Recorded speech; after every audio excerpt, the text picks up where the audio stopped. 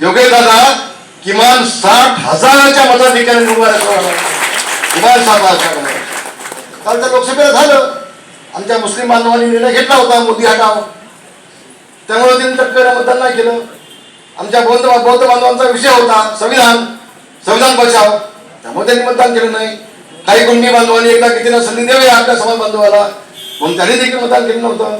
आणि आमचे जे करवड होते ते म्हटले आम्ही घडावरती काय बटन दाबणार नाही, आमचं धनुष्यबाण ते वास्तव. आणि म्हणून त्याच्यामुळे काय लोकांना वाटलं आता आम्हाला ते लीड मिळालं, तसं स्वप्न बाळगू नका. विधानसभेची ज्यावेळेला दापोली मतदारसंघाचा निकाल लागेल ना, तेव्हा उभ्या आयुष्यामध्ये योग्य दादाच्या समोर उभं राहायचं पुन्हा आपण धाडस करणार नाही आणि विश्वास माझ्या मनामध्ये. आणि म्हणून भूषण एक चांगलं पाऊल करू शकतो. तुला देखील धन्यवाद, तुला देखील धन्यवाद.